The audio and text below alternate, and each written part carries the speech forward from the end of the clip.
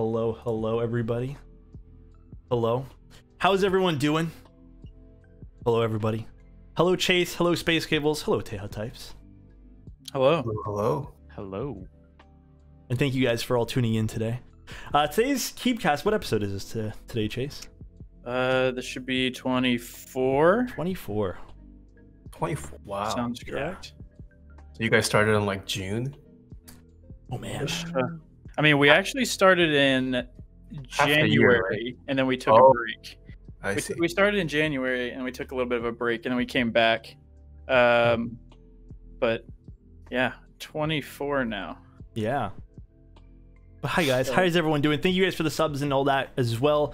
So today we have Mr. TaehaTypes, who, I mean, Chase, did you want to take it away with the intro here? Yes. So today we have Mr. No, I'm kidding. We have TaehaTypes. We have been asked for, I don't know, ever since we started doing live Keebcast, I think at least we get one comment that says, when's Taeha coming? So today is the day for everyone who's asked that. We finally have TaehaTypes, the keyboard sensation over the last, I don't know, what, year and a half. It kind of exploded on the internet and is just kind of leading the way for the content creator side of mechanical keyboards. And it's been really cool to watch his audience develop and his content develop over the last year and a half. It's been absolutely crazy. Yeah, it has been. I know, even from, you know, from my perspective too, watching Taeha, because he's one of the big reasons. Like, I remember, I've said this story a few times, but it was a clavier board / Rama board that visually got me into it. But I remember watching Taeha's YouTube videos and going, oh boy, I want a keyboard that sounds like that. And then I rushed out and got myself a Tfue. I'm like, why doesn't my keyboard sound like his videos? And then that really got me into, you know, doing exactly what we do now, which is, you know, learning about modding, stuff like that. Still learning every single day. And slowly learning more and more about the hobby, which is really cool. But when did you start streaming, Alex? I actually don't remember. It feels like it's been a while now. So I think I started lightly streaming with a webcam back in like December. But I don't think I actually... 2019. But I don't think I actually started streaming seriously until like March. So I've been, I've been doing it for a little while now, I guess, you know, just, it's been fun. Like, it's been very fun. Like, a lot of cool new people that you meet with this hobby in particular. I actually met Space Cables the day that I had started really like getting serious into Instagram. Had like 800 followers. I thought me personally, I was like, wow, I'm basically a celebrity at 800 followers. And then Space Cables had like, I don't know, 32 followers. And he ends up DMing me. He's like, bro, you want a cable? And I was looking everywhere for a cable. I didn't know where to buy cables at the time. And I was like, yeah, I want a cable. And I was invoice number 4. So that was pretty cool. Wow. Yeah. And now look at Space Cables. He's actually famous. He works with a lot of famous people. You could say that. True. Yes, that's true. Speaking of which, to start off conversation, I'm sure you've probably been asked this, but how did you get into keyboards? How did I get into it? I got into it in college. College. I've said this so many times now. I'm trying to think about like how I can diversify this variant, but I got into it in college. I was building a PC at the time, and I majored in computer science. I went into college knowing I was going to major in computer science, so I felt like I was going to type on a keyboard for the rest of my life. And I asked my friend at the time, who was into the hobby before I was, what the best mechanical keyboard was, like many people do. And then he recommended me a Toper keyboard at the time. So that was kind of like the first nice, not a custom, but I guess one of the first nice keyboards I purchased. Steps into the hobby, for sure. Yeah, and then just kind of discovered the subreddit from there, and then kind of fell in love with it, and just kind of stuck around. Yeah, I mean, I think that's... Usually it's with any hobbies, I feel. It's like a friend either gets you into it, or you see something online, you're like, ooh, how do I get this? Yeah. But yeah, I think that's the biggest thing. And another thing kind of ties into that. You know, what was the first board that you had built that you were really proud of? So the first, I guess the first custom, my first custom, I actually paid someone to build for me. Hey. It was a ergodox that there was a guy at the time. His name was like Prophet something, and he was known for like custom ergodoxes, and I paid him for one essentially. I think it had like a wood underlay or something like that. Huh. And then that was kind of like the first board that I started playing around with, and after that came the Fjell that everyone knows. But yes, yeah, the famous Fjell keyboard that was that. So was that your first YouTube video that kind of like absolutely blew up, or was there something else? I don't even think that was the first video that blew up. It was the first video I ever posted, but I don't think it was I actually don't know what the first one was to blow up. Oh, that's interesting. I would love to know that actually. Yeah. What was that first video that kind of got you traction? What does Reagan have in his hands there? Whoa. Coffee? Ooh, coffee. So that's another passion. So I have some other questions. I know, guys, I know we're doing a Keebcast, but I actually have 2 other questions for Taeha. And then if you guys have questions too, please feel free, ask them in the chat. We know you like coffee. Yes, I'm drinking one right now. Oh yeah, totally. We know it.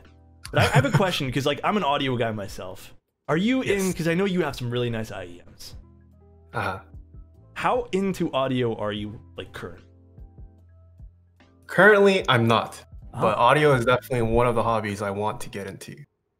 Okay. It's just I'm juggling too many expensive hobbies currently. I would love to try audio gear, but I don't have the means to right now because the stuff I want are too expensive. Yes, I can attest to that. Yeah. I can definitely attest to that. Yeah, audio stuff is crazy. An expensive hobby. It is. And like these, like I didn't even really get because I knew anything. I got them gifted, so I know I kind of like dove in hard with IEMs, but I don't really have like references for like what other IEMs are like. So those headphones, I've tried a couple, but just so everyone knows too, can you let us know the model of those ones there? It's the Ultimate Ears UE Lives. Yeah, so those are actually really, really good IEMs for everyone who's wondering in chat. The really cool thing about IEMs is there's just like with sound, it's very much like keyboards, and I'm sure everyone can attest to this who's even tried like some higher end headphones, maybe you tried some, $300 pair of headphones versus, a $20 pair, even other headphones of the same price point. Is there's so many different sound signatures because of tuning to these headphones. So there's so many cool things, just like headphones and keyboards, where you can find preference. And that's one really addictive part about audio is just like, ooh, but this one here sounds like this. Ooh, but this one here sounds like this. So that's where that comes from. $2,000 pair of Yatis. Oh man, there's a lot of expensive headphones. The Sennheiser HD 820s. I mean, Sennheiser makes some really great stuff too. So, do headphones get more expensive than like the amps and like preamps and like? So I mean, like I think the most expensive pair of headphones that most people can kind of like chat. What do you think the most expensive is? I'm going to tell you guys while you guys are probably writing those answers. The most expensive that I've personally seen, or I don't remember the exact name of the Sennheiser unit, but it's about $50,000 and it's an amp plus a headphone. I'd say like on the higher end of things, like for the more boutique headphones, it's like what, $2,000 to $3,000, $3,000 to $4,000. The Orpheus, that's what they're called. Yeah, Sennheiser Orpheus. But amps can get pretty expensive too. Like just like in the keyboard world, there is a lot of really interesting high-end amps and DACs and stuff like that. And they can get pretty expensive. Like sometimes they're one-off, sometimes there's stuff that's made in small batches, just like the keyboard stuff too. What makes a pair of headphones worth 50 grand? Is it exclusivity? Is it materials? Is it? Beats me. I've never tried those particular headphones. I mean, I can tell you that like tuning, some people, just like keyboards too, people can value their tuning at whatever they want. Engineering, stuff like that as well. I know with amps in particular, amps can get pretty pricey because of what you put inside them. I know there's a cost of parts, and I know it's not X amount of money, but it's crazy. It's an expensive hobby. It really, really, really is. I mean, right before we started, you guys were talking about film. Yes. Because that's something I know Taeha has been into. Yeah, has been a little into, and that's one of those hobbies I think he was mentioning that's consuming more money than he'd probably want it to. Or is eating into his audio fund. That could be. That is true, but I mean, film is relatively, I would say, more accessible than like high-end audio. Yeah. Accessible, probably. That would probably be the right way to put it. So with that being said, too, like, have you decided to mix the film photography with keyboards yet? Not yet. Well, the thing is, I get my pictures developed, I ship it out somewhere, so like it takes time. Like I could take pictures, film pictures of my photos, and then of keyboards, and upload it to Instagram or somewhere, but it'll be like weeks apart. So it's kind of like feels bad, and then by the time like it comes back, maybe it's not like relevant anymore to post on my Instagram. So I've just kind of been learning and having fun on my own. I started a separate film Instagram account. I saw that. Yeah. I've just been going on walks and just taking pictures, just for the sake of taking pictures and learning. What's that account called? It's a Portrait Potty with an underscore. How did you guys get to that name, by the way? I'm curious. How? My girlfriend actually recommended it to me. I was brainstorming with her. So I saw that you had posted your girlfriend recommended that name to you, but I didn't fully understand the context of it. Do you mind sharing that? Wait, you're into film. How do you not understand it? Like, how did she come to that name? Oh, because I told her I just wanted it to be a film dump IG account. Oh, the dump. Yeah, yeah. Okay. Yeah, the dump. Yeah. Okay. Like, I told her I didn't want it to be like completely on brand. That's why I didn't go with like the regular like TaehaTypes scheme. Which is kind of like for fun. Like here's what I'm doing if you want to follow it. Okay, that makes sense. That's pretty clever, actually. Portrait Potty on the spot. Yeah. Guys, listen, chat. My brain's not that big. All right. Yeah. It's pretty small. You guys have seen this time and time again. I'm a small brain, dude. But TaehaTypes could have been an interesting name too, actually. Yeah. But I think that, but I don't think TIFF. I think TIFF. Doesn't people really think TIFF is film, though. No. That evokes like raw images. You know, like I feel like if Taeha were to just post like raw images, maybe that could be a. Yeah, I think that would be a good one. Portrait Potty. Yeah. Portrait Potty's funny though. I like it. But that's really cool. It's cool to see, and I know I was watching, and by the way, huge shout out to Katana Kaji as well, because I was watching that I guess like what is it, like a video cast? I don't even know what to call these anymore. Video cast interview, live interview with Katana there, and you had mentioned that there were some questions about even what your feelings were with keyboards and whatnot now, but it's so cool to see that you are taking those steps to explore different hobbies rather than just, obviously you can love keyboards and it's clear that you do, but it's cool to see that you branch out with some other hobbies and share that with people, because I know that can be intimidating for a lot of like people who do content.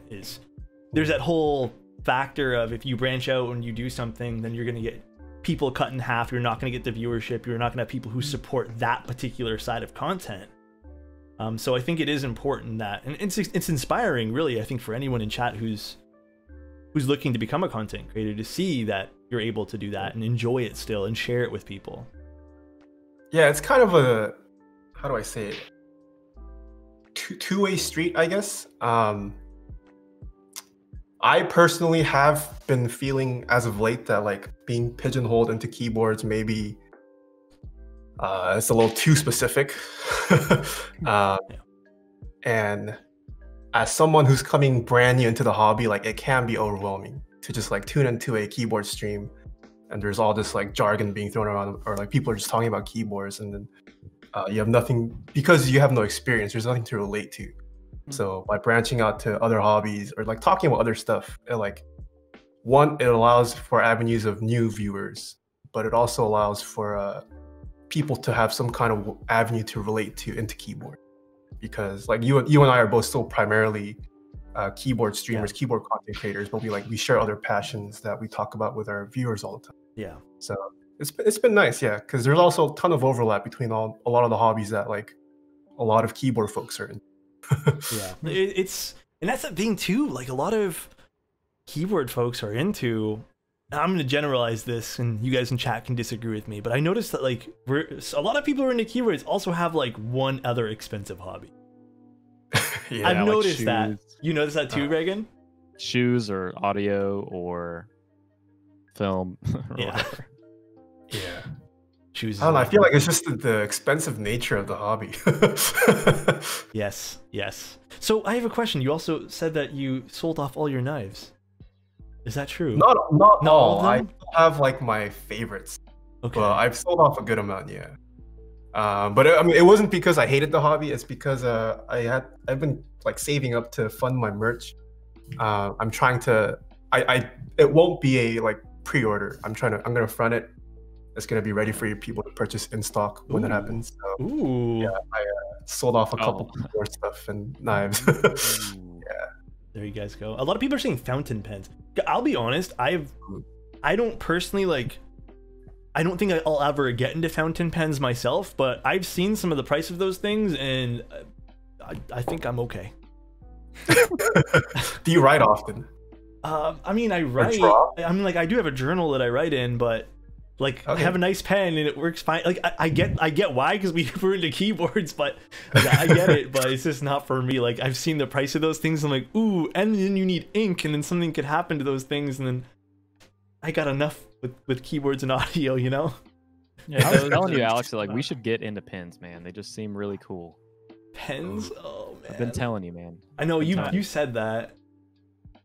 It's like those and like really well made knives just kind of scare me. I got my one knife, and I'll be honest, seeing Mr. Taeha with his knives made me want to get a nice knife. I got my one nice knife, and now I'm okay. I'm okay now. Just need one. Just one. That's all. I'm okay. Is that your favorite kind of knife? Just I mean, I love the whole wood resin thing, and I recently. Well, found I mean, in terms of like the, it's a fixed the knife. hunter's. Right? Like It's a fixed knife, and this is more like a hunter's knife, I believe, a skinning knife. I guess it would be. I don't know. I don't know all the technical terms, but it's really nice. Like I like it. I like Damascus steel, so aesthetically, this had everything I wanted to. So. Okay. Speaking of merch, Black Salmon wants to know when the Taeha body pillow's coming out. Oh boy. Oh boy. So I saw you just released some desk pads. Yes. I did, yes, with That's novel exciting. keys and some proxy. And those are still available now as we speak. Yes. So if you guys pre-order. And by the way, guys, they're super minimal. I really like the Finally. design too. And they come in black and white. Yes. Yeah, if you guys want to, there's some on novel keys. If you guys want, take a look at that. Check out Mr. Taeha's stuff. The Taeha desk pad is hot. It is hot lava.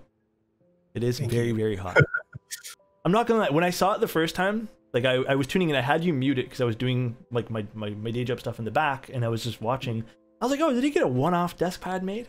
That's really cool. And then I see like, and then I kind of just did, I just kind of like lost. I got lost in my normal work, and I just got lost in the stream, and then you got off that topic, and then I saw that Novel Keys was carrying them. I'm like, oh, they're not one-offs. These are cool. Click, and then I picked one up. So they're really nice. We demand a desk pad with specifically Nami or one with loofah. Ooh. You guys just want one of the cats? That's too hard. You can't show favoritism with my pets. You take both or none. What's Taeha's thoughts on glorious pandas versus holy pandas? I mean, I think we both did this. What are you? I mean, like that's a good. I mean, I think I get this question a lot too with the holy panda thing. What are your thoughts? Like, now that you've had some time to, I guess, sit on them for a little while. So I know you played around with it. It seems like I didn't tune into your stream, but I did talk to the Glorious folks afterwards. Yeah. And they said you fixed the problems with ticking. Yeah. I built a keyboard with it afterwards too. Uh-huh. I had a fair number of them still tick despite me like lubing it the way I normally would and trying to minimize it. They were ticking, so they were doing that. When I did mine, I showed people the unlubed ones, and we all noticed that tick. The only thing different that I really did was I put lube like in between where the leaf was. I figured that would get rid of it, and it did to some regards. So I mean, tactility wise, they're very much similar to the Holy Pandas. Yeah, I thought in terms of feeling, sound, and price point, it's actually not too bad of a switch. You just have to buy a little bit more than you normally would. Maybe cherry pick the ones that tick. Yeah. Yeah. I haven't tried those yet, so. Do you have I any? actually just got some in. Oh yeah, you were showing me that Chase. Yeah, I just got some in, and I actually, for some reason, ordered quite a few of them. So maybe I can go through and cut out the ones that take. So another question we'll do one more chat question, then we'll do some of the stuff that I had on my mind. And then Chase, space, don't let me fanboy all over here by myself. But for Taeha, do you still purchase keyboards, or are all the ones sent to you by sponsors / as a reviewer?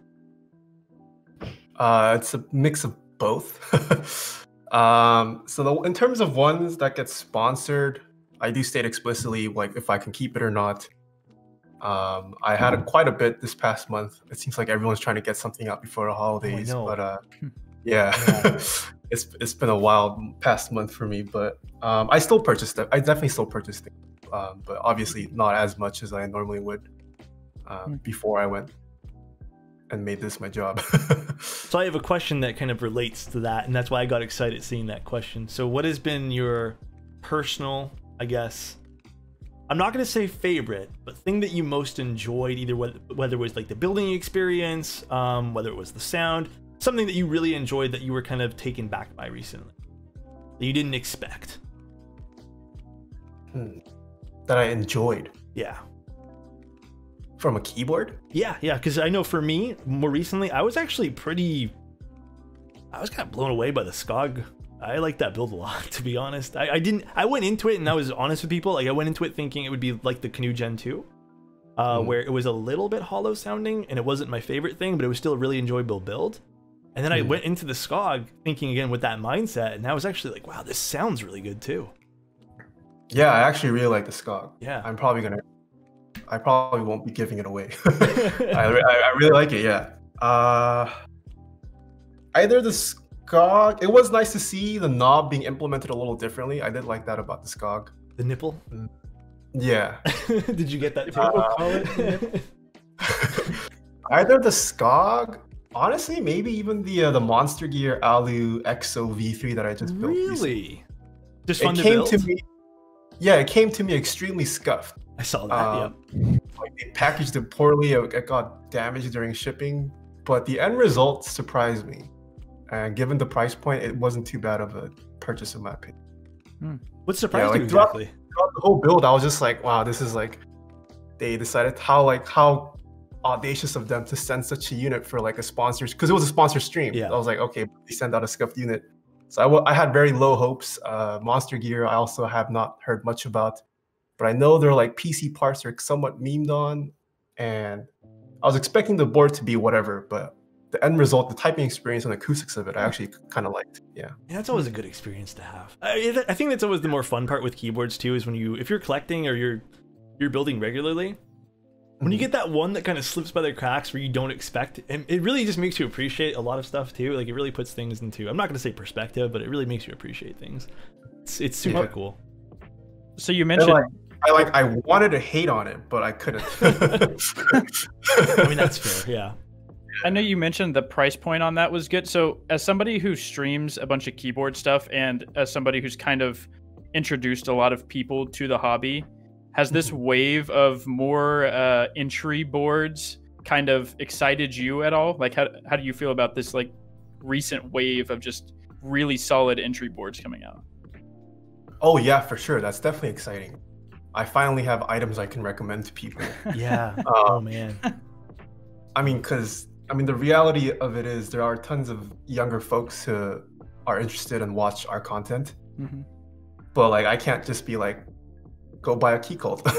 Yeah. You know, or like even products on Geekhack, as nice as they are, or they can be, because they're such low quantity, they are on the more expensive end for a lot of people, and not everyone is fortunate enough to be like sent reviewer units like, you know, maybe me and Alex are. But to finally actually have affordable options outside of like even just like the vendors who used to focus on it, it is nice to have more options, in my opinion. And I think that's the really cool thing to even see something like the Kara, the Portico, the NK65, like all these, and you know, Reagan's going to be releasing a cheaper acrylic board soon too. There's some really real value to be had in that, like you said too. Like there's people who can't necessarily afford or don't have the time to keep up with Geekhack threads and, you know, interest checks and group buys. So I think it's going to be very interesting the next, I'd even say, like, it's already started a lot with the NK65, but I mean, even the D65, there's so many these days. There's even the Karina, I think, that was released on Drop that people were picking up. Yeah, the Bauer Light will be coming out. I don't know when that's exactly announced to come out, but soon, I think. The KBD67. Yeah, there's a lot of these cheaper boards, which I think is going to invite a lot more people who were nervous to put their foot in the water. And I think it's going to be a very big thing for the hobby and this industry now that's been created around it. Well, because I know for me personally, like about a year and a half ago when I was starting to like really look into building something, I wanted like a solid baseline to start with. And like, I mean, I just wanted a hot swap board that I could throw some nice switches in and start messing with different switches and stuff. And it was so hard to find one. Like the only thing I could find at the time was like a GMMK from Glorious or like a GK64, you know, like those really not solid baselines. I mean, they're solid for what they are, but as far as like getting like a really solid experience, it's really cool to see, like an entry level option from Rama has been pretty cool too. Yeah, definitely. Yeah, and not everyone who's in the hobby cares for having a nice high-end keyboard. Sure. And I feel like that's a segment that's been neglected for a bit in the past, and finally there's starting to be options for those kind of people who it is now not being neglected. Yeah, like they are somewhat of an enthusiast, but they don't want to or care to drop, you know, several hundreds on a nice keyboard. They just want something that's a step up from, you know, just like the cheaper ones you can get off Amazon.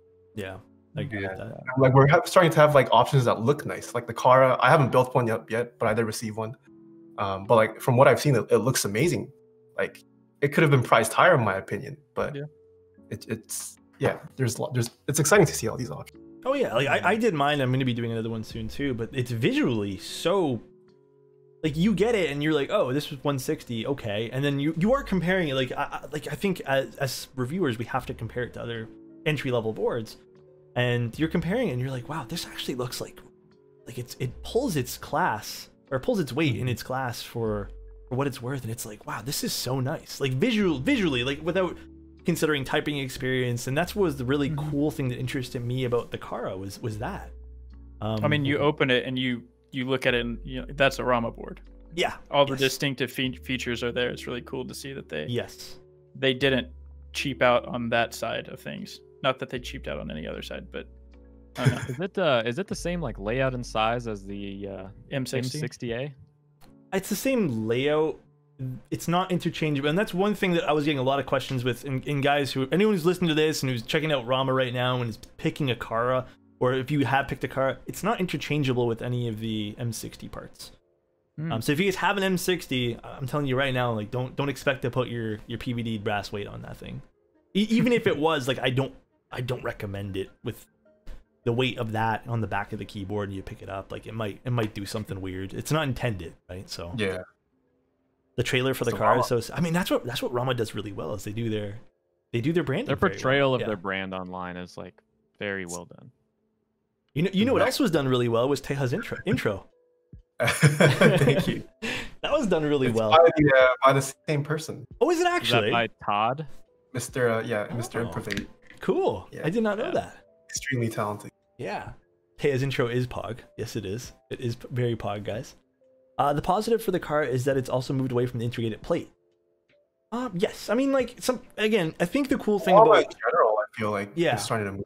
Yeah, I mean, with the U80, you've seen the U80 has the mute mount and all that kind of good stuff too. So it's nice. 5B no longer integrated. I can't wait to get my M65B. I'm so excited. So excited. It's like the one board all year I've just been like, is it in the mail yet? Are they shipped yet? Is it coming? So we got some more questions. Let me scroll up here. We got a lot of questions. Someone asked, what's your favorite entry-level board of the year? Ooh, well, I haven't opened up my Kara yet because I went on break this week. So I'll have to reserve my opinion until that. Okay, But I so mean, you guys go tune in. Actually, I guess if I had to say NK65, the entry edition specific, I mean it's $95. How can you say no to that? And you made a good point earlier too with the whole like newer people getting to the hobby. Like 160 might even be a lot for someone who doesn't want to take it too seriously. It is, yeah. Definitely. So I think 95 is that, and it's very much like, to go back a few steps, it's very much like headphones. There's people who just want to say they bought something nice, and that's totally okay without having to spend that money. And I think that's where those keyboards also fall into place, rather than, you know, boutique headphones or something mid-class or anything like that too. Yeah, and I feel like especially once you're in the more budget-friendly segment, like every dollar counts. Like there's like, if you go on YouTube, there's like best X under $10, best X under $20. So many. And then like after a certain point, it becomes like a range. Like, oh, maybe some people are okay with like 500 to 1,000, or like, I mean, once you're in the 4 and like 5, that just, I don't think it really matters. But yeah, you notice even with any hobby, those YouTube videos with the more money signs, they tend to dwindle pretty quickly because there's not a lot of people actually interested in checking out the reviews for those, because they're getting their information elsewhere. Yeah. Another question is, sorry, go on. Yes, go ahead. Someone said, I know you do bespoke commissions, but do you ever plan on designing your own ideal board for group buy? If not, is there a board out there, past or upcoming, that checks out all the boxes for what you have out of a board that you want? That's a good question. He laughed. That means there's something. When I first started, or when I first went full time, I did have hopes of, you know, putting out products eventually, but now it's kind of there's a lot of pressure to put out like a TaehaTypes keyboard. Like, I feel like people expect, if I were to put out a keyboard, like it better be perfect, it better check off all the boxes, because I've tried so many keyboards and I have experience with all these keyboards. So yeah, because if you were to release something that doesn't check a box, I'm gonna get flamed for it. Yeah, you're gonna get flamed for it. I could get canceled. Yeah. Types big scam. Who knows? Is he really typing though? Yeah. I mean, I probably will eventually one day, but I feel like currently it's not a priority for me. I want to focus on what I'm good at. I don't have any product design experience. I'm not a designer by trade. I mean, not that I'm a photographer or videographer, but it's something that I know better than like designing a keyboard. I don't think you can just go into blindly designing a keyboard and then expecting it to be nice. You need like experience and some trial and error with that for sure. You're very right. Yeah, I mean, I could potentially like work with existing designers, but I'm guessing the question was more focused towards like an actual just TaehaTypes keyboard. That'll probably be down the line. As something for collabs, that, like, you design versus put your name on. Yeah, but I mean, like collabs, definitely it's a possibility, but I haven't even figured out like video content creation. There's so much to do. So man, it's a learning. That's experience. Just been my main focus. Yeah, and in terms of a keyboard that's checked all the boxes currently, I don't think so. Ooh. Yeah. I mean, but the thing is, I don't even know what I want. Like, endgame's a myth, right? It is in every case. Like, there's boards and stuff in other hobbies that have costed me fractions of what something else have cost, and you're just not. You go into it like we were talking about earlier, and you're like, oh, okay, this is gonna be whatever. And then you open it, and you're like, God, this kind of blows away. I mean, like I was really blown away with the F18X, and you know, for what these were sold for, what the $300 mark. It blew me away, and it's been one of my favorite keyboards that I've used to date. So there's always something cool that comes out that might not be as hyped as the next thing. You're very right there. Yeah, and I mean, it even depends on your mood. Yes, that too. Like I'll go for months typing on soft boards, and then I go back to typing on a stiff board. I'm like, oh, this is nice. Yeah. Yeah. I find myself doing that and like getting used to a switch, and then going back and kind of revisiting it, being like, ooh, this is nice. The boost Reagan there a little bit. For some reason he's really low today. Don't adjust your settings, Reagan. I got you. I got you. There you go. You're better. will this VOD be on YouTube? Yes, it'll be on the Keebcast YouTube, plus it'll just be on Twitch if you guys want to watch it there too. New endgame every week, that's the true meaning. Yeah. It's true though. I mean, like, okay, as content creator peoples, like you can go through product and be like, ooh, this also feels good. I think it's that also experience of this is new. I have not tried this, you know?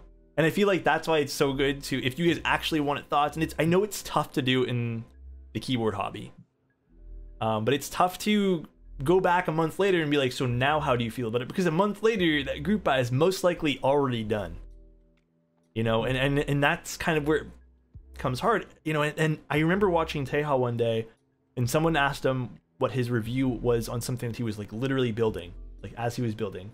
And he made a really good comment that actually did stick with me. And he said, it's hard for me to review something that I've only had for like an hour. It's more just impressions, which I really, really agree with. And that stuck with me, that comment, because I was like, that is true. Like we weren't really, like, not that I don't think any of us really have ever said review, but it should be cut in stone that it's not really a review, it's just impressions.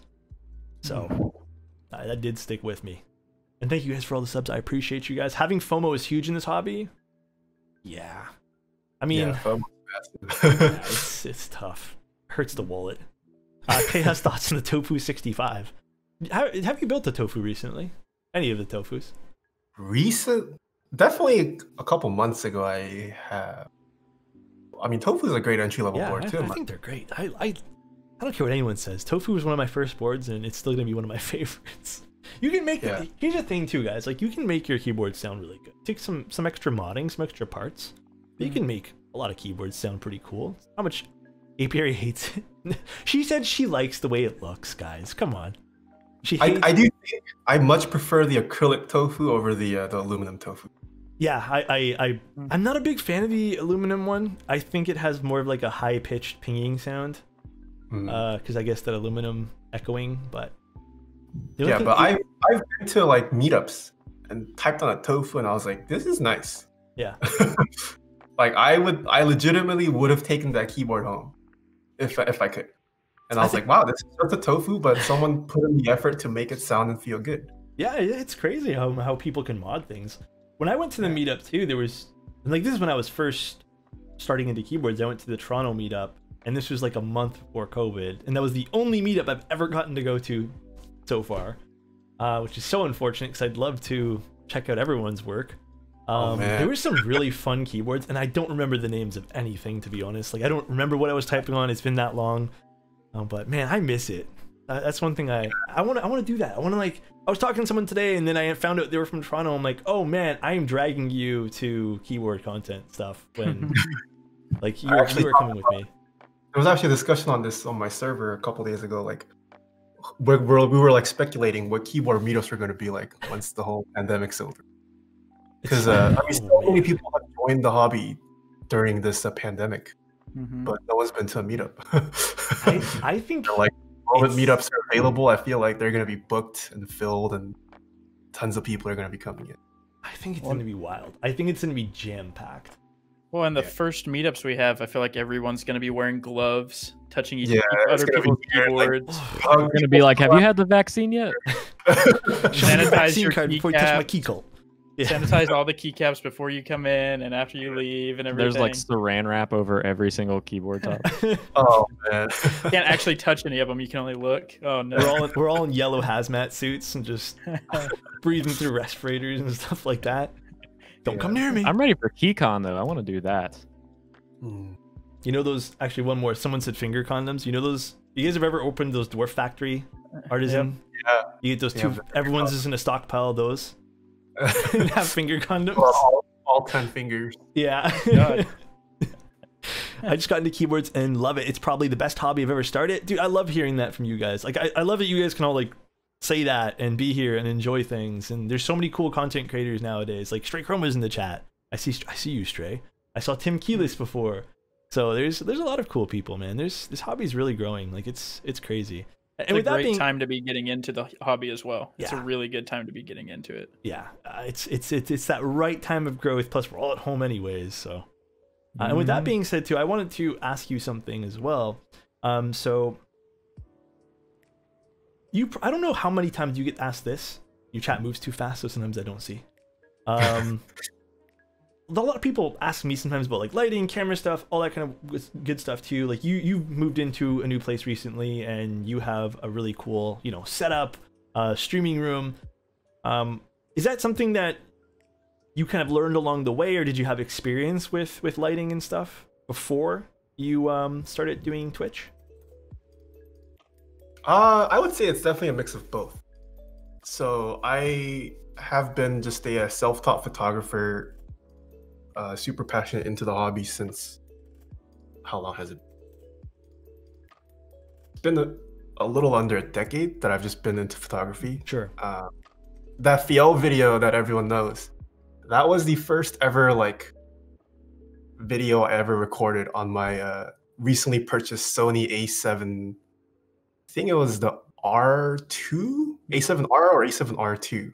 Yeah. Like I purchased it to learn video. So it's, yeah, I guess I do, because I've been in photography for a while, like I know how lighting works. But I've also learned stuff along the way. Like I didn't have all this gear to start off with. And yeah. as you purchase gear, you got to learn how to use the gear. Like just having the gear I agree is with only that like wholeheartedly. it's only like 20%. You got to know how to use the gear and utilize it. So Yeah. like, I mean, everyone asks like, how do you get your overhead cam? I didn't know about a C-stand when I started streaming. I figured that out after I got into streaming. So yeah, it's yeah. it's a journey too. Like there's a lot of people who are aspiring content creators. A lot of people who want to get into, you know, keyboard content creation, for one, anyways. And it is a little daunting at first. And I guess the other part of this question is, do you have any advice for them? For someone looking to get into keyboard content creation? I think both the content creation, Twitch, anything like that. Oh, I guess my biggest advice / request, I guess, would be to think of ways to innovate. Yes. There are tons of new content creators coming out, but they're all the same build streams. Not that build streams are bad, but I feel like everyone's just doing build streams now. And I'm not like saying this to like make people stop doing build streams. But I feel like, you know, one way to really set yourself apart right now is to do something different. How can you innovate? There's so much room to be that next big person in the spotlight because it's such a new hobby. Like, yeah. What new thing can you bring to the hobby currently? What creative thing can you do? And that'll be a quick way to grow in the hobby as a content creator. Is 2021 going to be a big year for you for trying a lot of new things as far as content goes? Yes and no. I do hopefully intend to focus more on YouTube next year. I didn't get to make as many instructional videos as I would like, but I think people are still waiting for the stabilizer video. I'm with you guys in the chat. Still waiting. When is that coming out? Nobody knows. I don't know. I'm here to ask the questions. When is it coming out? A lot of people have been asking you. I see it every single time in your chat. I know. I've been trying to work on processes behind the scene to sort of make that workflow a bit more streamlined next year, so I can hopefully have at least, you know, 1 or 2 videos out a month, hopefully. So yeah. For streaming, I'm still unsure actually. I mean, the build streams are still going to happen. I would love to do like video casts like you guys are doing and other folks are, but I don't know. I want to do video casts on one end, but at the same time, like if I do a video cast, I'm kind of like not following what I said about being creative. There's already so many great video casts out there. I've been trying to figure out how to make streams different, but that's something I haven't answered yet. Yeah, and to touch on with that too, like I think in a lot of regards to I saw Tim with the straight face before. He was hella sad when you said that. It's a lot of, the thing is, you can continue, and like don't take that the wrong way, guys, too. Like you can continue doing whatever you guys want to do. I think a lot of what a lot of setting yourself apart means is, whether it be personality, whether it be something extra that you add to the stream and stuff too. Because even for me, like, you know, I started doing this as I didn't even expect, and you guys know, like I've explained my part of the audience here, I started this doing what I want to do, not by accident or anything, but it wasn't like I went out of my way going, gee, I can't wait to become a Twitch streamer tomorrow or something like that. It just kind of happened. I fell into it and I ended up really enjoying it, and I'm continuing to do it. What I can go on, sorry, Chase. Oh, go ahead. I'll put it in a second. Sure, no worries. What I can recommend you guys to do too, for anyone wondering, is like what Nathan said, kind of find a way to set yourself apart. That's if you guys really want to do that. What my biggest thing is, just be honest with yourself of why you're doing it. If you're gonna do it because you want to become someone big, you can't veil that under something else, like a passion or something. You can be passionate and you could want that other thing as well. I think it's super important that you guys be honest with yourselves and move forward with what you guys want to do in content creation, with that honesty, because it will help you with what steps you want to take in your career and stuff like that as well. That's my biggest piece of advice. And the other thing is, don't jump into buying expensive gear 2 days into streaming. You know, Taeha just said that as well. There's no reason why you should spend like $4,000 in camera equipment and then you end up hating it a week later. Then you have all this camera equipment. Just as long as it's within the return date for Amazon. And it also depends on like what you want to make out of a career, right? Like some people, if you're okay with, I mean, if there's nothing wrong, like I said, there's nothing wrong with a build stream, and you don't have to make keyboards your job. Like, it's perfectly fine to stream a build stream just because you want to hang out with folks. Like, that's perfectly fine. I guess I should have phrased it better in terms of like folks who are trying to make it their career, I guess. Yeah. Like, if you are trying to make keyboards a career. No, I get what you were saying. Yeah. Job and become a full-time content creator for keyboards, whatever that may be. Yeah. Yeah, that's what I meant. Samurai says, I'm going to revolutionize my keyboard streams. No more lo-fi, just death metal. Please do it up, man. I'm excited to see that. Get me into death metal again. This podcast didn't even start out like it started out as an actual podcast. I remember. We did our first like, I don't know, 11 episodes or something like that. It was us just kind of in Discord together, going over topics. It actually started out because I was trying to understand more about the community, the scene and everything, and it was really hard for me to find content that was more like introduction content at the time. And Alex and Reagan were only in the scene for a few more months than me, but were like years ahead as far as knowledge was concerned with the scene. So our first like 11 episodes were us just talking about random topics and going through things that, you know, people who are wanting to get into the scene would be interested in. And then it eventually started to feel like a little bit of like us just droning on about random topics every week. And we decided to do one live episode once, and we all really enjoyed it. And then we just kind of kept doing it. And as soon as we started bringing people on, we just had a lot more fun just talking to people about all kinds of random things, and not trying so hard to just, I don't know, ask the same. There are like the same questions that we do like to hit on, like one here in a second, I'm sure we'll get to, but like, I don't know, not the same, like, what's your favorite Switch? You know, what's your favorite keycap set? Like, those are questions that are cool to ask, and people do want to know those answers. But like, I don't know, it's been a lot of fun just sitting down and having conversations with people every week. And even like, you know, before stream and after stream conversations too with the people that we've had the pleasure of talking to. It's been a lot of fun doing this. Yeah, one of my favorite things we get to do is every week I get to see Space Cable's beautiful face. We force him to leave his shop and come home and sit in front of a camera for a couple hours. That's one of my favorite things about this. Wait, I don't have a shop. What do you mean? Oh yeah, no, we won't go there. I love talking industry, would like to hear more about it. I think but here's the thing too, like to touch on what Chase said too, it's one of the more valuable things about having a community such as ours is the ability to do this. You know, we aren't at a point yet where it's so divided to the point where maybe we don't hear about something because there's so many things going on. So it's really cool that we're at this stage and we're still all growing, and like not us as in content creators, I mean like the hobby, and we're able to sit down and have these conversations and do all that kind of fun stuff, because I think it's really beautiful, to be honest. Like, I love that kind of stuff. Also, I see someone asking, how many keyboards do you own?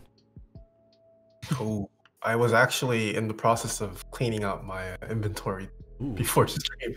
I'm not sure, but I mean, there's a public list, a public spreadsheet that's accessible. If you go on my Twitch chat and type in !inventory, it hasn't been updated fully yet, but probably around the 20 or 30 mark.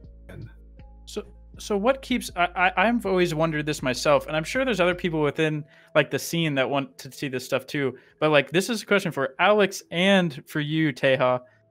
What keeps you guys from doing, like, I don't know, like a video every 6 months of like, this is my collection of keyboards? Like, because I know people want to see all of your keyboards and see where they're at right now. What keeps you guys from putting out videos of just like showing off your collection? Because you guys are collectors at the end of the day too, right? Like, you're not, like, you build and you collect, and I know people want to see what you guys have.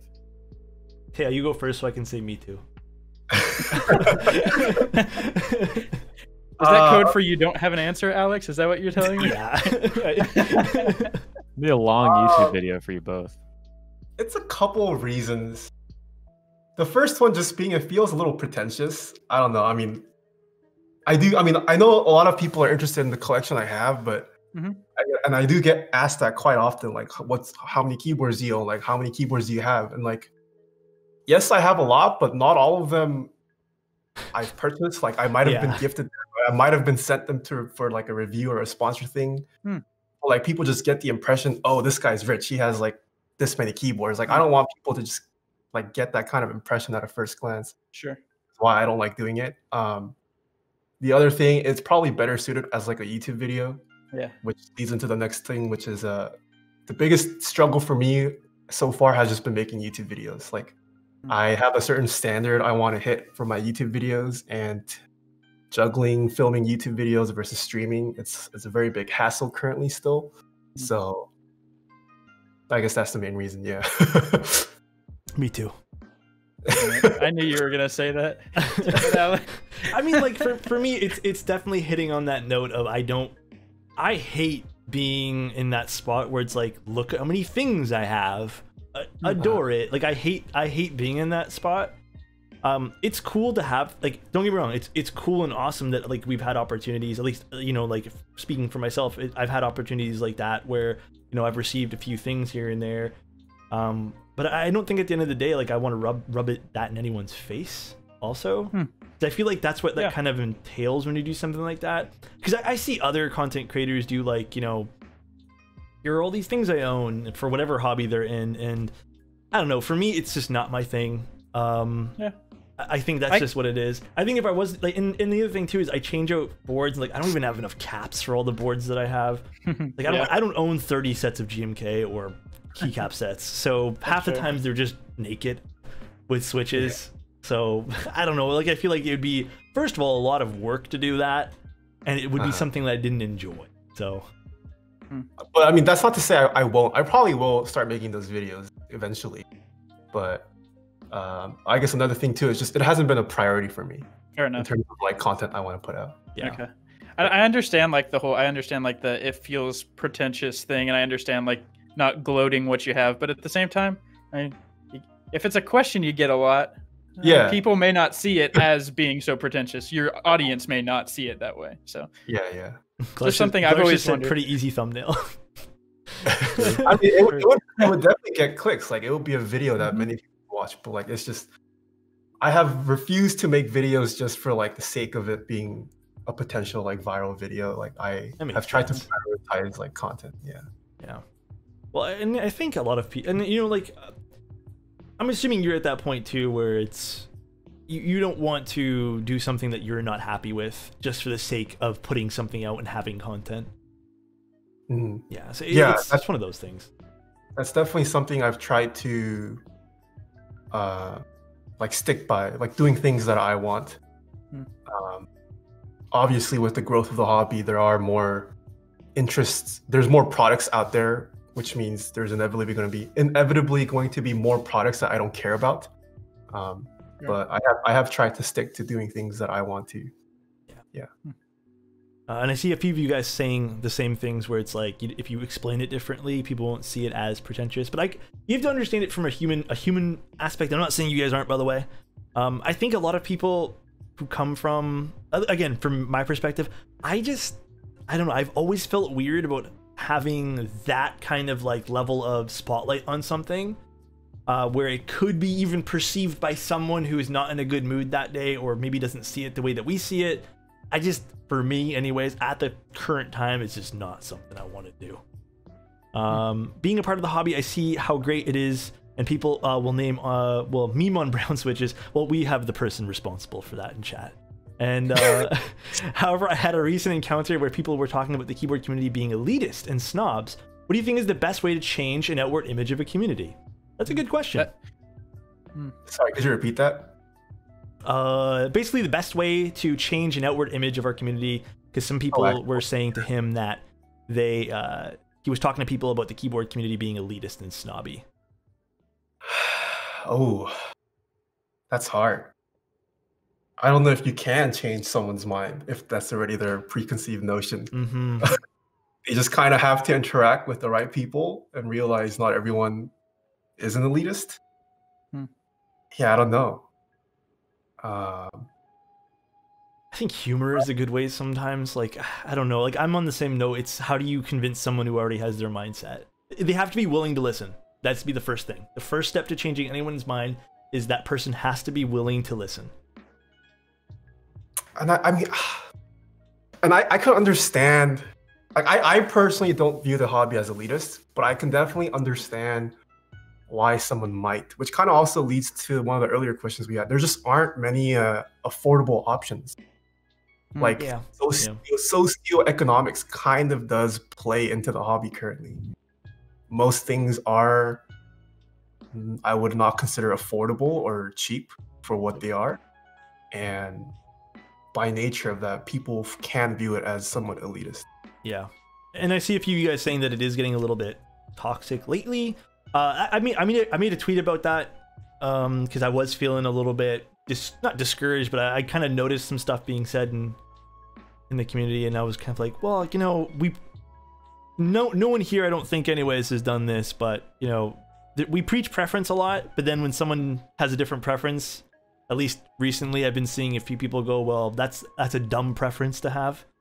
It's just it's just weird to, like, you know, say that, hey, do whatever makes you happy, and then that's me. I hate on knobs on stream. I mean, I joke around about Romer G switches, but I'm like, you know, it's part of a joke. And I've even actually have you tried Romer Gs? Romer Gs they're weird. I don't know. I'm not big into them, but that's just my opinion. I don't know. I can understand liking the keyboard that has the Romer Gs, but if you actually like the Romer G switch, I don't know. I mean, I preach preference too, but that's a little. It's a weird switch. They're ignorant. Let's just say they're ignorant. Yeah. It's a weird switch, but I mean, hey, if someone likes it, they like it. It's not necessarily anyone's fault, but when the content creators focus on high-end boards, people tend to disagree with the idea of working with what you have. I mean, it's really with the content you consume as well. So I don't know. It's weird. To circle back, I agree. Like, I don't know, Space Chase, did you have anything to say about that? About elitism, I guess.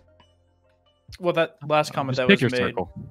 Yeah, and the last comment was made. I mean, it is true that, like, what we have seen from a content standpoint has been a lot of higher end boards, but that's just, I mean, I think that's just the nature of the beast itself. I mean, like, when you have a content creator in a hobby like this, they're going to seek out the higher end stuff, and the higher end stuff is going to find its way to them, and they're going to show that off. And also, as Taeha said earlier, there hasn't been many options for the lower end, which that's something that's changed, that has been changing a lot recently. So, well, Chase actually brings up a good point, which I've also mentioned in my streams.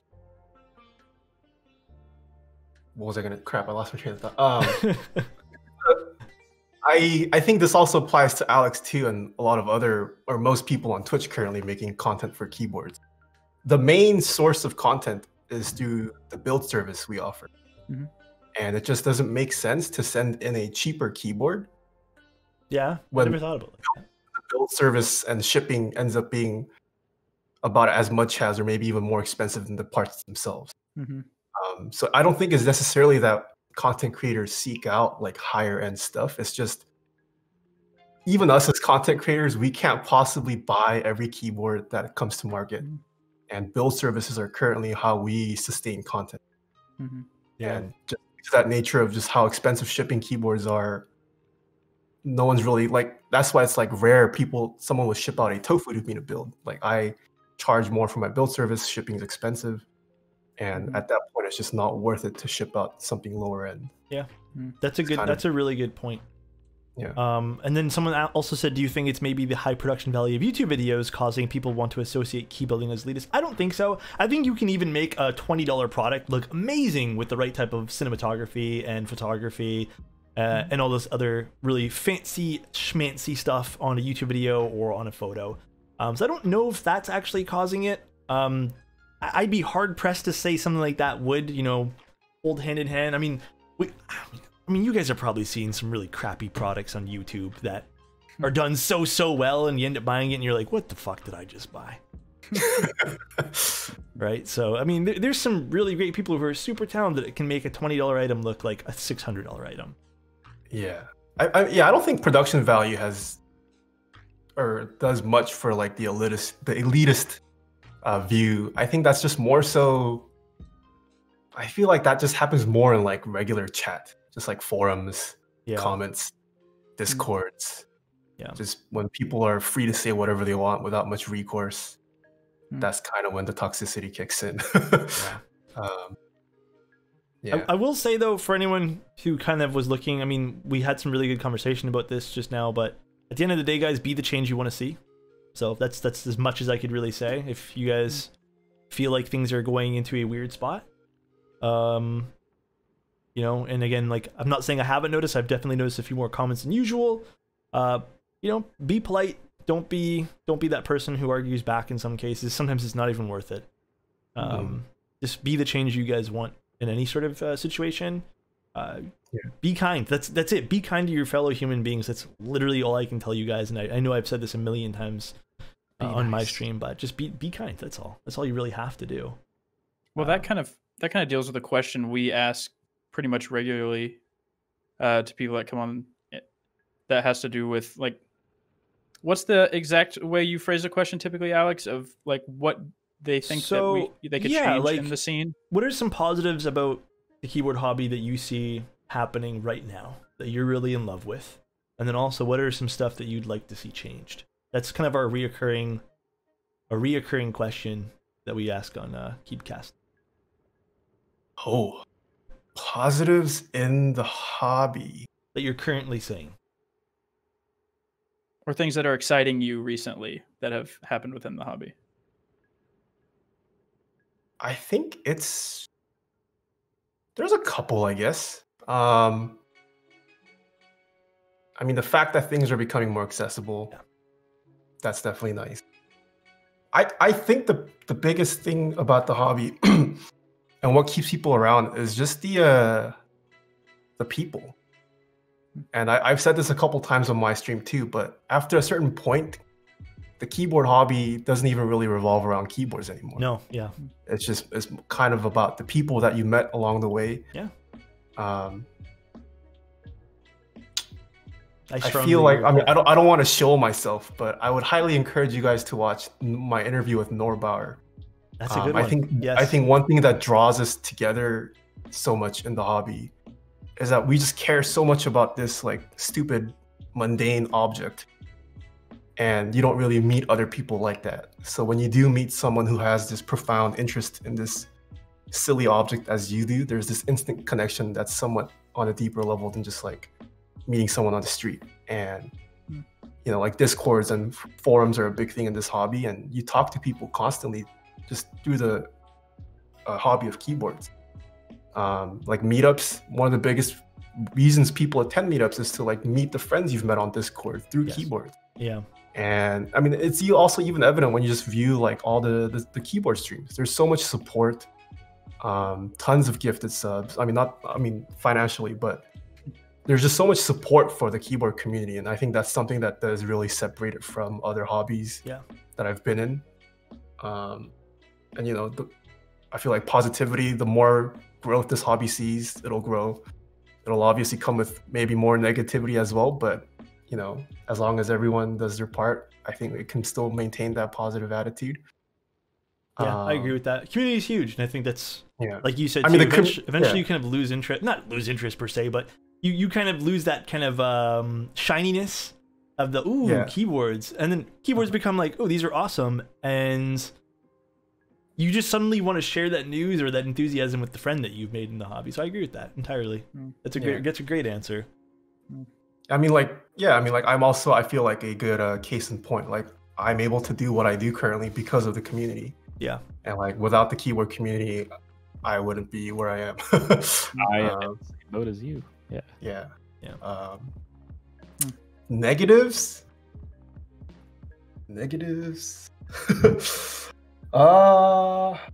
Ooh, I guess this this numbness to being okay, or not numbness, how do I say this? I feel like people are complacent with the hobby just following previous mainstream hobbies that have existed. Yeah. Like when like fakes are becoming more of an issue nowadays. And you see like people like Clavier ranting, like Zombomon rants as well. And yes, there will always be that crowd who doesn't really care about fakes or are perfectly fine with fakes. But like, this is a new hobby, a new budding hobby. And yes, people are comparing it to, you know, sneakers and streetwear and all that, but we don't have to follow the same trajectory that those have. Like, we have the power to make it something else. Like, we can speak out against things still. We can, you know, call out vendors. We can do things. And I want to touch upon that, and sorry to interrupt, because I have been seeing also this back comment. I know usually we play devil's advocate, and sometimes like I'll be like, but what about this? But today I want to mention something that I saw from Reddit, and I just keep seeing these comments with, well, you have to think about the people who don't care, and people that don't want to wait for these group buys, and all these other things, and people who want things that are not available anymore. And I understand everyone's frustrations with that, but do you, like, when you think about this 4 steps ahead, 3 steps ahead, do you think these group buys would exist if the artists constantly, if people are going to be like, well, it's going to be available for $20 later, so I'm not going to buy it now?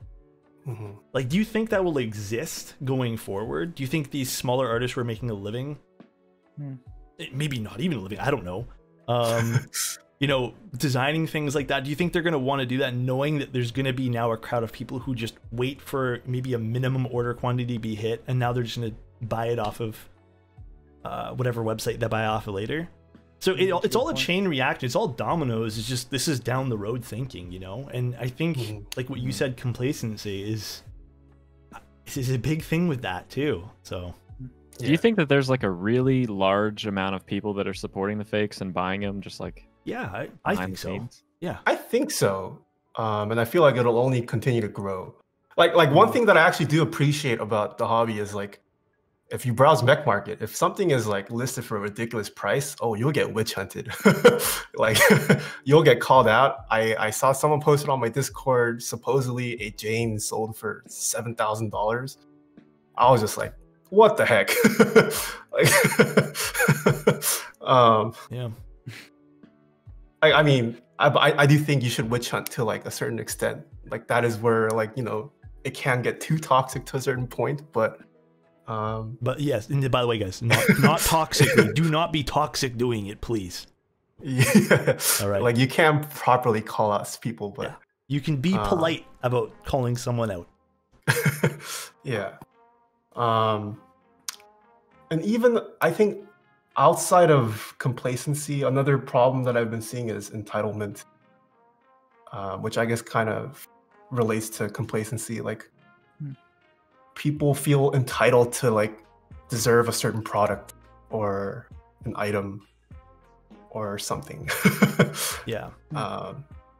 Like, you are not entitled to any product that a designer puts out. If you don't like it, don't buy it. You can make suggestions in a respectful way, but if the designer says no, like, yeah, I agree with that. That's it. You're not entitled to start throwing like negative remarks at them and going ham. Yeah, and I think one of the biggest things that you can take from that as well, and I know a lot of people like to not even constructively criticize, but just criticize and throw negative comments towards people who are trying new things, or people who are, for example, I've even seen vendors being attacked for their anti-bot measures. Guys, no one's perfect. This is going to be something that a lot of people are going to try, and they may fail. And I think that's a beautiful thing, because at the end of the day, that means they can try better next time to do something that might work. At the end of the day, what I'm a firm believer in is, if you see someone fail and you're like, man, this system sucks, I'm going to be mad. Have something to be constructive about. You're still entitled to be mad. You can still be upset, but there's no reason to take that frustration and negativity out on someone. And if you feel like you can do a better job, then do it. Like, that's the biggest thing, I think, is just doing that.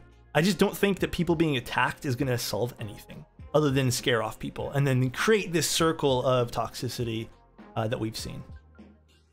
So, ooh, another thing, like the whole like anti-corporate mentality, I feel like is also not good.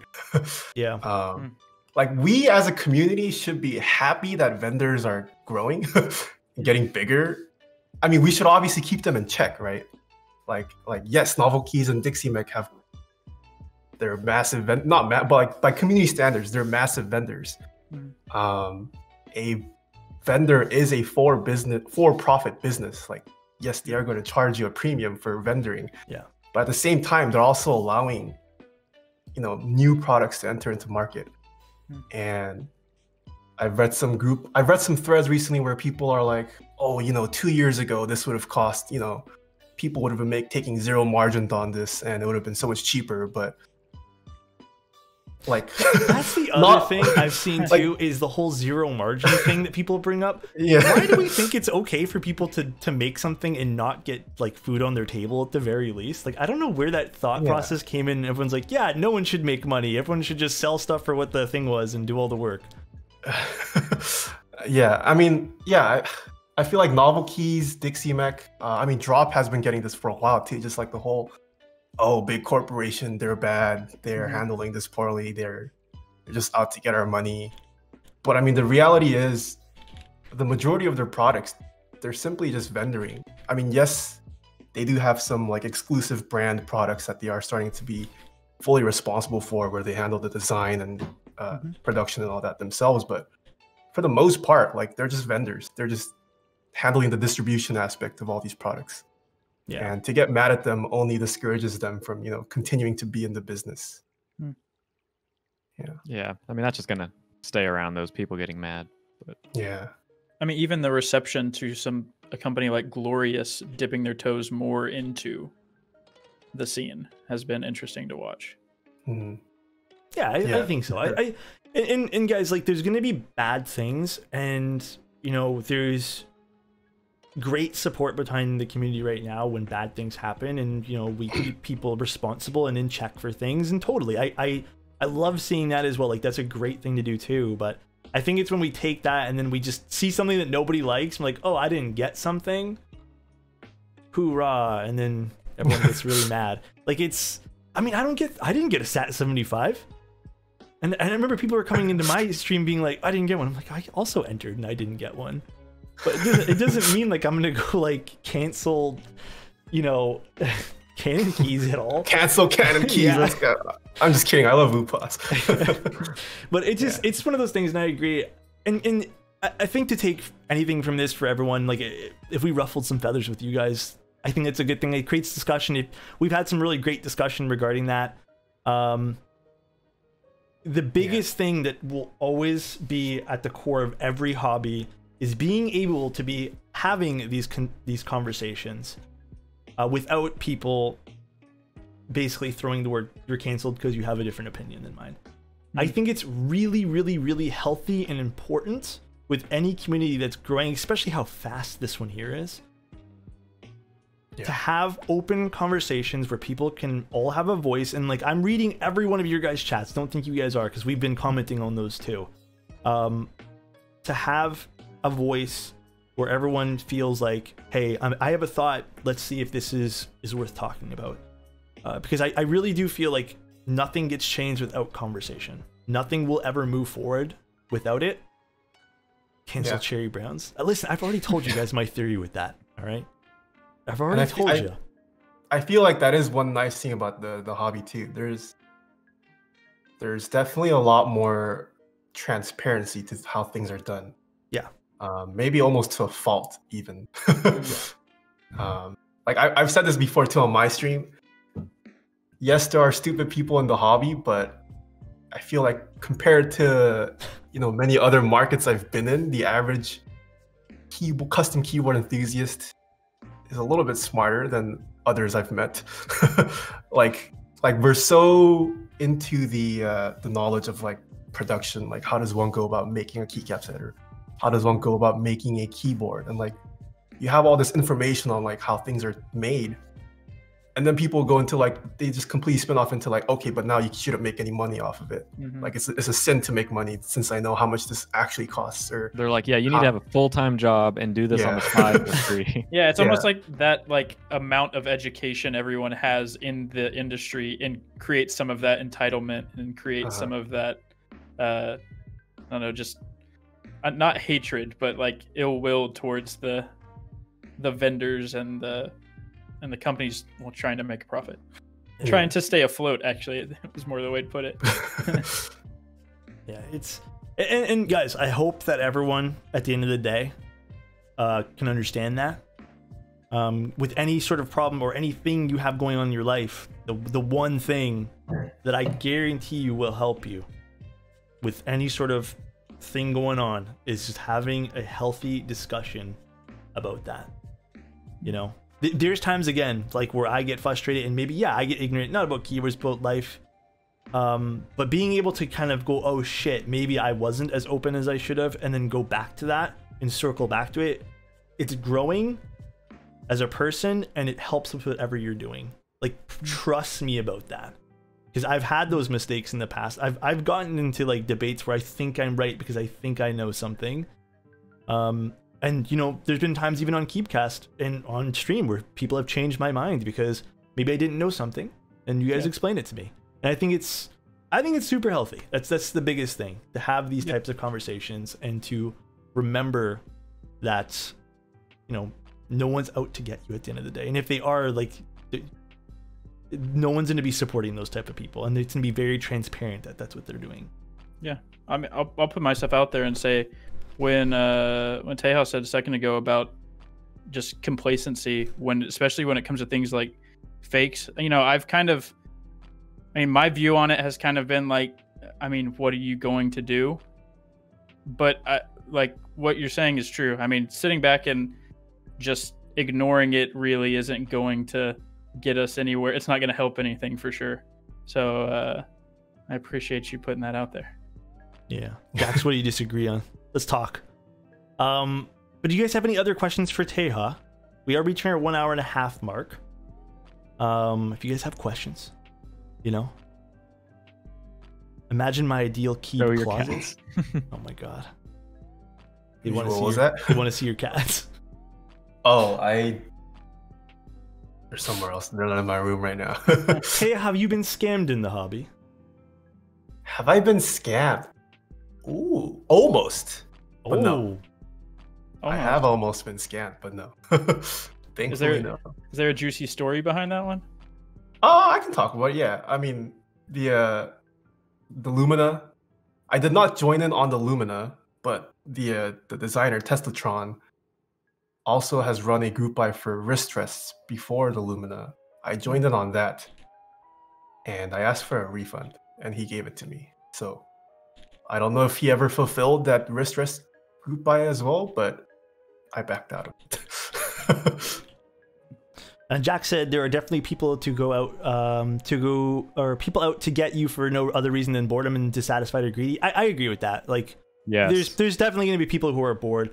In all honesty, I think those are the loudest people usually in any hobby. And it's a small percentage. It's a small. It's outliers, and I hate saying that because I don't want to discredit anyone's experience with it. I've had it too.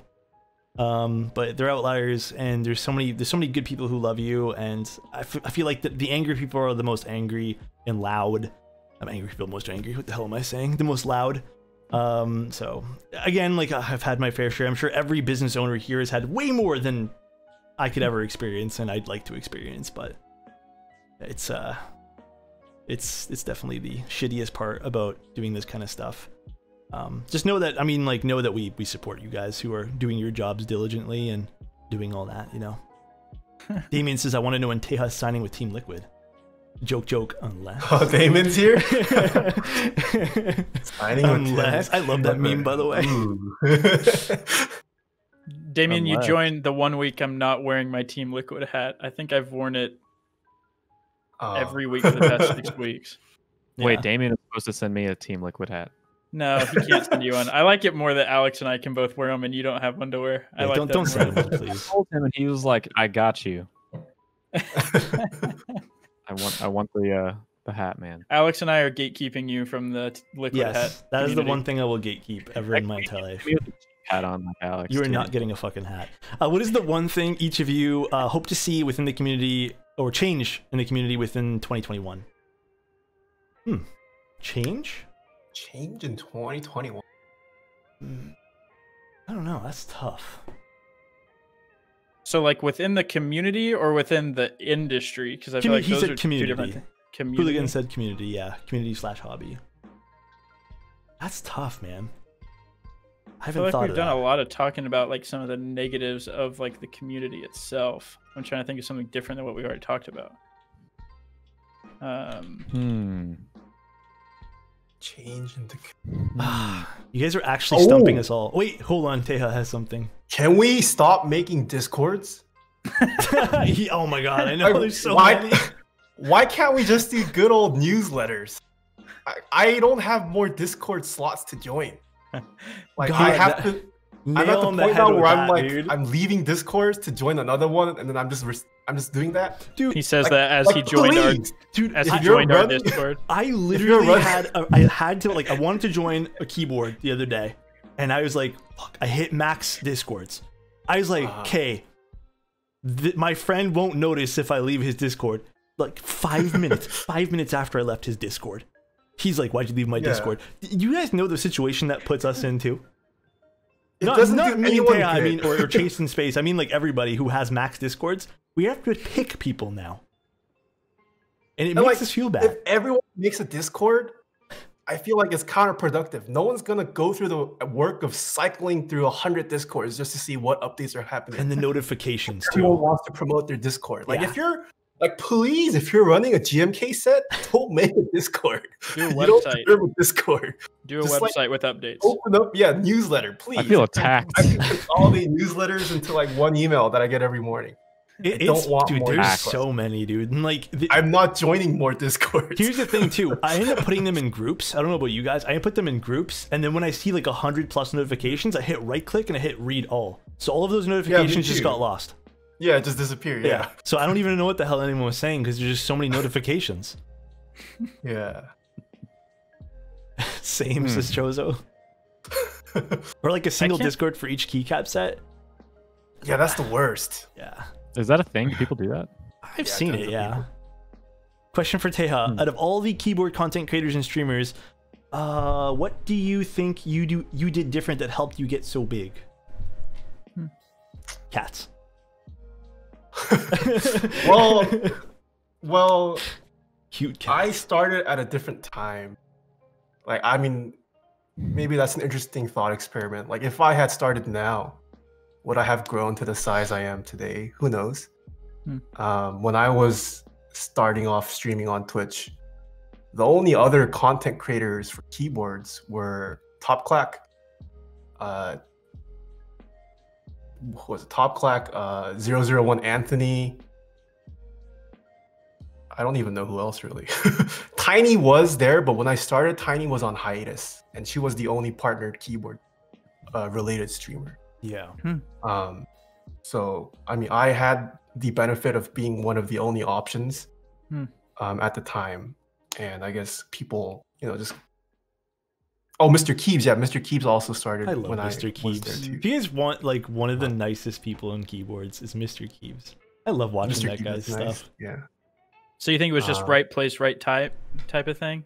I mean, that's one of it. I don't want to completely discredit myself, Of but course not. It's like, nah, I'm boring, dude. I was here first.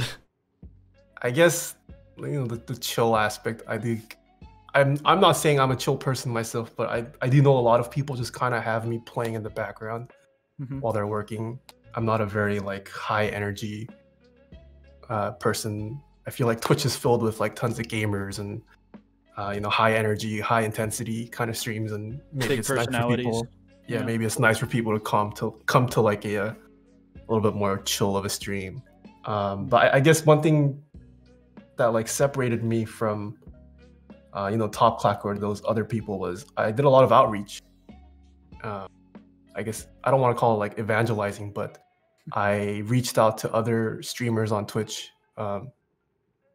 Like it was the platform I'm on, so why not make friends there? Yeah, I think it's a good. Yeah.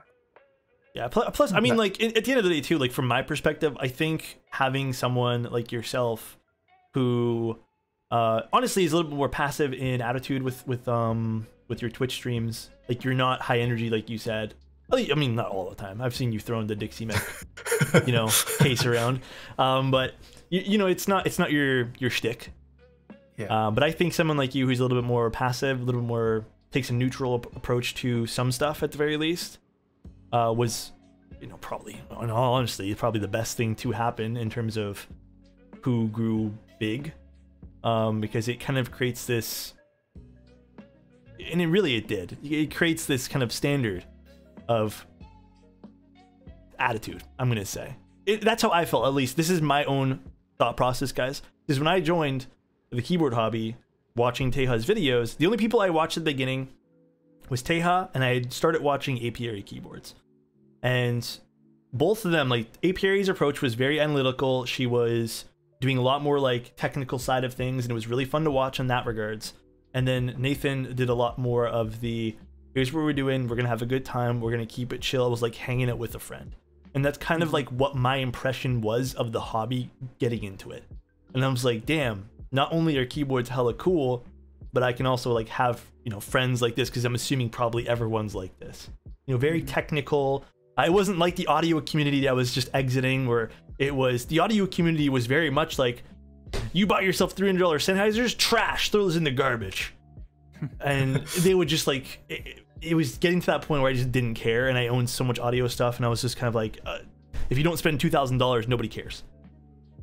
And that's when I kind of got into this, and I was like, yeah, so that's kind of my impression of what that hobby was. So it does create this like overarching atmosphere, you could say, believe it or not, at least from my perspective and other people that I've talked to about it. So I discovered Taeha and the chill aspects score. Oh wait, I just lost it. Scores high with me. Yeah, I agree. We may reach that point. Wait, what point are we reaching? Mech Merlin's been streaming for a fair while as well. Yeah, has been, I think. Mech Merlin, I don't know how long. I think he was making YouTube videos first. I think he started streaming after I did. I could be wrong, but he was on YouTube for a while, way before I started. And then he started streaming on YouTube, yeah. But like literally when I started streaming, it was maybe like 1 or 2 on, maybe like every other day on Twitch. But like now you go onto Twitch, there's like at least 1 or 3 people on every day. And like some days are stacked. It's like, who do you choose? There's so many keyboard streamers now. I know. Tuesday nights, especially, like everyone's streaming. I don't know why Tuesday was picked as the most, but like Tuesday nights are like everyone's doing it. Yeah, like I did have the benefit of being early. Yeah. But it is an interesting question. Would I have made it big had I started now? I don't know. Another question we got too was, do you consider keyboards to be more of a tool or a statement? Ooh, well, it's both. Yeah, you did a video on something like this too, like what you're. Yeah, like my Y keyboards videos. I genuinely enjoy typing. Like I don't have many macros. I've never used macros really. I'd rather type it out. That's how much I enjoy typing. So I do use my keyboards. I've said it many times, keyboards are meant to be used. I cycle through all of my keyboards, even the nice ones that I wouldn't really want to scratch, but I use it. They're meant to be used. But I mean, at the same time, they are also a statement piece at the amount you're paying for some of them. I agree. Jack said, I was looking for Drunken Tiger music and got catfished by Taeha under a certain username. He then sold me some Cricket keycaps and used that money to start his streaming career. I mean... Okay, I did not scam Jack. But yeah, Jax and I have some early trades. Do you? Yeah. Jax is out here just airing out dirty laundry. Spicy. Jax is like, you remember that time? I do. I think he still has that keycap set. Which keycap set was it? I don't even know where to purchase it, but it's this die sub set with it's this like weird Korean font. It's just only Korean, but I don't even know where I bought it off of someone. I don't know where they got it from. Because they're too crooked to sell with a good conscience.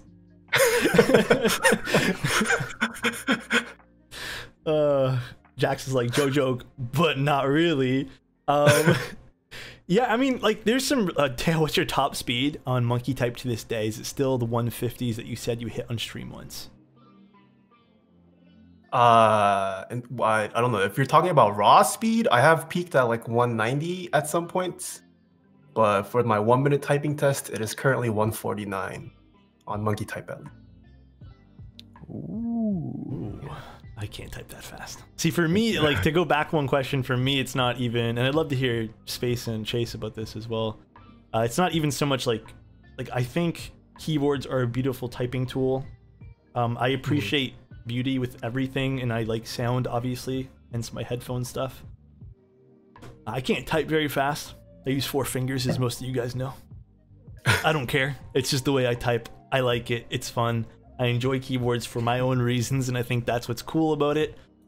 But yeah, I mean, I think it can be a statement piece for sure if that's what you're after. You know? Yeah, definitely. What about you, Chase, in Space? I agree. I mean, just like shoes are a tool, but also a statement piece. I mean, just like an expensive knife is a knife is a tool, but a statement piece. Yeah, it's like a desk accessory. Yeah. I mean, when you're buying things that are higher quality than the average product, I mean, part of it is a statement of, I mean, your interest in, yeah, I mean, yeah. So both is the answer, I guess. Yeah. Well, I mean, that's not to say. Oh, sorry. Go ahead. No, you go ahead. You go ahead. That's not to say it's wrong to focus on one over the other. Like, I think it's perfectly fine to be a collector. Perfectly fine to not really care about collecting. Yeah. I mean, I don't think it's. I personally think it's both. Like, I use my keyboards. Yeah. Even the ones that I think are like a collector's piece. Yeah. I will use it even if it means it'll get a dent here or there. But like, you know, some people are really just into just collecting and putting it on a shelf. And yeah, I mean, we've seen that with Pokemon cards, for example. People collect Pokemon cards, get them graded, and then they sit on the shelf. You know, those are another thing meant to be played, right? There's a ton of ways to enjoy a hobby, and I feel like for most things you can get into and purchase, you can do it on a consumer level, or, you know, you can delve into it and really spend money. And that goes for like cars or shoes or coffee or watches or pens or whatever. There's so many levels to it all. Yeah, as long as it makes you happy. Yeah. You can find it in one form or another. Yeah, because I get that a lot. People will be like, you know, and this is outside friends that are like, keyboards? Like, how much is this? You know, like $100 or $200? And I'm like, no. Like, whoa, it's that much money. And I'm like, yeah, but the wheels on your car cost $2,200. So don't, you know, don't come at me for my coily cable or my keyboard, okay? I agree. When I had a friend from high school come to me and said, hey, I saw you've been messing with some keyboard stuff. Would you build me one? He's like, I got $100. I was like, I mean, we'll talk about this later. We'll talk about it later. And I think that's an interesting point, because like I'm also very not nervous, but when friends and family or people that don't know about the keyboard hobby come to me and ask for a keyboard because they maybe seen it on like my Facebook or something or Instagram, and you know, like they're friends and family, and they're just like, hey, can I have one? And I'm just like, that's a huge chunk of change for me to invest to give you something because you're my friend and family. And I'll just be like, hey, so let's talk. And then they'll like, sometimes I feel like so intimidated by that whole conversation too. That question. Yeah, they're like, oh, do you know, they just produce one. Like my I was on the phone with my insurance agent like a month ago, and he was like, so keyboards, huh? And I was like, yeah. And he's like, yeah, I've been seeing your stuff on Instagram. He's like, listen, so I'm gonna come up there Friday. You think I can get a keyboard for work? And I was like, look, man, like I don't have like keycaps and everything. I don't have switches and he's like, I don't even know what this means. You know, this is not like you just have everything in a box. And I'm like, no, dude, everything's preference and it's expensive and like you gotta, you know, put it all together and solder it. And I've just been putting that conversation off. He keeps hitting me up. Have you let friends and family borrow your keyboards? Yes. My dad loves them. Like he will like when I built. So for example, I built the E087. I got the crystal one, and he was using my KBD8X. And he came after the stream because I think he watched it. He came to my room, like knocked on the door, and just like peeked his head in like this. He's like, "I have that keyboard," and I was like, "All right, why?" He's like, "It looks really cool." And I was like, all right. So I traded him back for the KVD8X, and it's been sitting on his desk, but he loves it. He won't even let me have the keycaps back. I have to go spend more money on GMK sets. I'm very fortunate that my younger brother is really into keyboards too, and he's like really into like the like breaking down of like making all kinds of Franken switches and like using this much loop here versus this much here, or this type here versus like he's really into all the finer parts of customizing and putting together a keyboard. And so it's really cool to have somebody else in the family that I can not only talk about it with, but like swap things with every once in a while. So I'm pretty fortunate in that regard. Have you had someone family-wise, Nathan? I haven't long. No, well, my family actually does not care. Me too. I mean, I would, but can we get crying emotes in chat, please, guys? I mean, I've definitely taken my keyboards to like events. They've gotten damaged. I've actually shipped out a couple keyboards too to like potential clients, just to let them try it out. Oh, that's cool. Did they return them? I assume. They did, yeah. No scams. Later. Yeah. Alex threw up a finger heart.